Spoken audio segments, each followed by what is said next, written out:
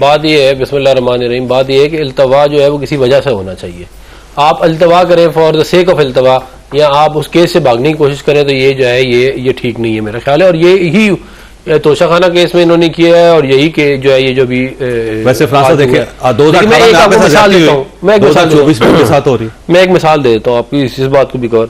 मियां मोहम्मद नवाज शरीफ साहब को जो है वो संडे और सैटरडे को भी अदालत लगती थी और रोजाना के हिसाब से मॉनिटरिंग करते थे इजाजुल हसन साहब और रोजाना के हिसाब से ट्रायल चलता था और उसके बाद जो है इसको कंक्लूजन के ऊपर लेके जाया गया। तो ये जो ये पहली दफा तो आपकी बात दुरुस्त है कि इस तरह नहीं हो रहा, इस मुल्क की बदकिस्मती है। ये भी मैं बताऊं ये बदकिस्मती है इस मुल्क की कि जो अवामी लीडर हैं या पॉलिटिशियन हैं या फॉर्मर प्राइम मिनिस्टर हैं वो जो है उनके साथ ये होता है। लेकिन ये उस वक्त तक नहीं रुकेगा जब तक जो है वो जैसे चार्टर ऑफ डेमोक्रेसी किया गया था कि भाई एक कोड ऑफ कंडक्ट होगा जिसके अंदर हम रह के जो है वो काम करेंगे, जिसको चार्टर ऑफ डकैती इन्होंने बना दिया। तो वो जो है वैसे आप इमरान खान साहब की सजा को जस्टिफाइड समझते हैं? आप समझते हैं कि ठीक सजा हो?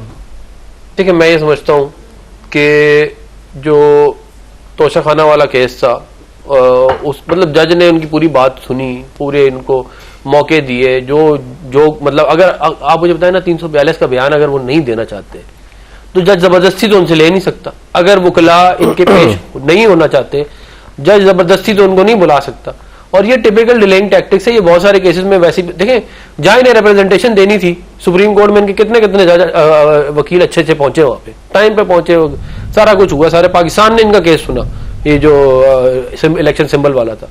तो ये जो है क्योंकि ओपन एंड शट केस है ये वाला, जबरदस्ती कैसे जाए जेल ट्रायल में, जेल के अंदर मैं अगर जाना चाहूँ जबरदस्ती कहा गया है वकील वो जज बैठे रहे सर इंतजार कर बाहर खड़े हैं।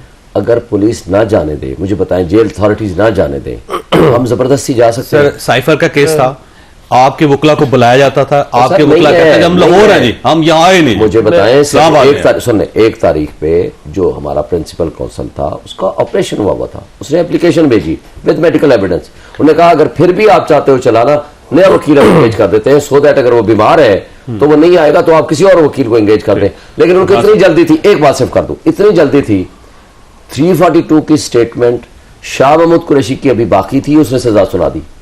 उसमें पूछा जाता है कि स्टेटमेंट को एक्यूज किया। अच्छा यहाँ 342 की स्टेटमेंट अभी रिकॉर्ड नहीं हुई, बुशरा बीबी मौजूद नहीं है, उसके खिलाफ वारंट ऑफ अरेस्ट जारी नहीं हुआ, उसको प्रोड्यूस नहीं कराया गया, वकीलों का इंतजार नहीं किया गया, वकील बाहर खड़े हुए उनको कत्ल हुआ है ना, हमने ये तारीख में ऐसा कभी नहीं। फिर ये साबित हो गया कि जो 2018 में आपके ख्यालात थे जज मोहम्मद बशीर साहब के बारे में वो ठीक नहीं थे घर बैठे।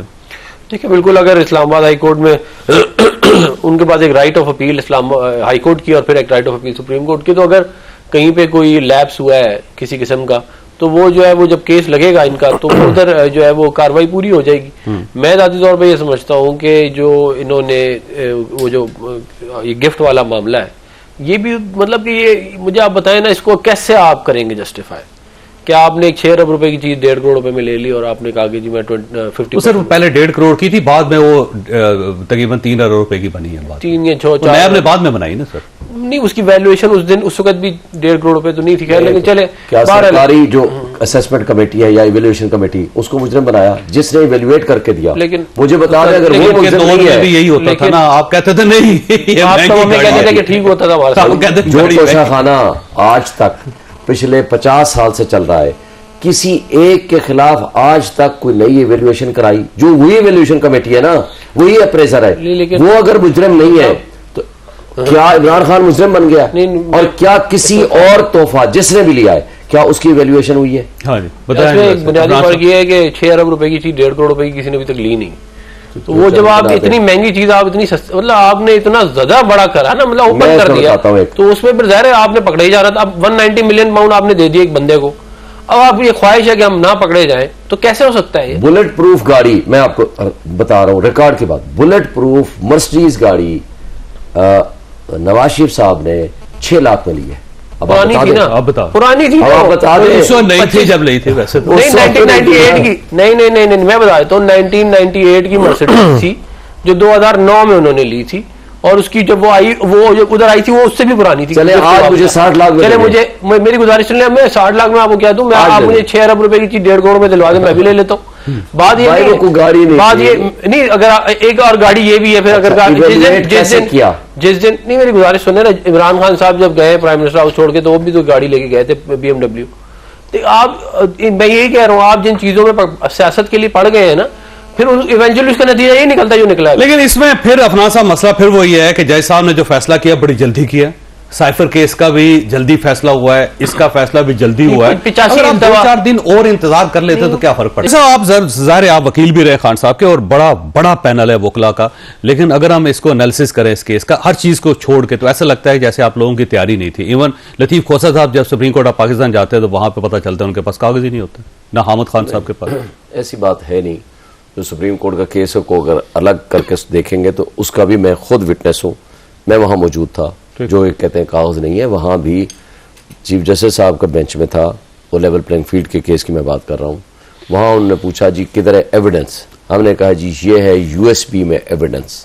उन्होंने कहा मैं ये नहीं देखता। तो कागज चाहिए था ना अदालतों में, तो कागज चाहिए होता है। सुन लेना शिव साहब, सर अदालत में USB को कन्वर्ट करेंगी, सारी दुनिया में ये बतौर एविडेंस साबित होती है। मसलन आपने डायरेक्ट एक वीडियो बनाई है, वो वीडियो आपने उनको दिखानी है, नंबर 1। उन्होंने कहा मैं नहीं देखता। हमने कहा ठीक है। हमने कहा जी ये एफिडेविट्स हैं, उन्होंने कहा जी इसको भी मैं नहीं देखता। हमने कहा ये है वो चीफ प्रोविंशियल इलेक्शन कमिश्नर की एडमिशन जिसको आप पूछ रहे हैं, वो भी अदालतों ने आपकी सुनी नहीं सुनी। और दूसरी तरफ जो ये वाली बात कर रहे हैं, मैं बताऊं इस केस में जो आज वाला केस है, तकरीबन 6 शायद जनवरी को, मुझे अब जबानी जो याद आ रहा है, 12 जनवरी की 6 तारीख है, फर्द जुर्म आयद होती है। 25 दिन में सजा मैक्सिमम 14 दिन की हो भी गई। देखें पहली बात तो यह है, मैं आपको एक बात बताऊं, बड़ी वैसे खौफनाक बात है। उस्मान गिल साहब ने एक इंतहा दर्जे की वाहियात बात की थी जज साहब के बारे, जज साहब ने सुन ली थी, वो आपको पता इस तरह केस लड़ रहे थे आप कि आपने चलते चलते जज को, मैं बताना नहीं चाह रहा कि जो किया था मैं उस दिन नहीं होगा, लेकिन मैं आपको एक बात बता दूं, ये जज साहब के पास सैकड़ों की तादाद में रेफरेंसेज हैं। मैं अब तोशा खाना की बात करता हूं।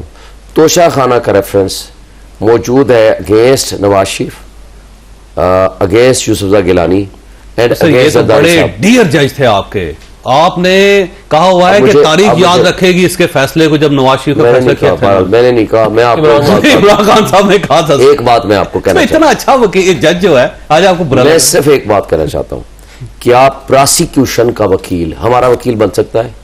क्या मुल्जिम को हक के दिफा दिए बगैर, हमारे वकील बाहर खड़े हुए हैं, सुने जेल के बाहर, सुने जेल के बाहर हमारे वकील खड़े हुए, अंदर जाने की इजाजत नहीं। मैं खुद कई दफा 2-2 घंटे हमने इंतजार करके हम अंदर गए हैं। अच्छा, ये आप फाइलें लेकर गए, ये फाइलें लेकर जाते थे, मरियम साहिबा के साथ जाते थे, उस वक्त क्या था? यही जज थे। हाँ जी बताइए। एक बात सिर्फ कर दो, एक फर्क है, यही जज थे, ठीक है, वो जेल में नहीं थे, वो जेल का ट्रायल नहीं था, उनको पूरी तरह हक का दिफा दिया गया, उनकी 100 से ज्यादा पेशियां हुई, इनके वकील ने उन पर जिरा। सर आपके साइफर केस में 85 आप दरख्वास्तें दी हैं।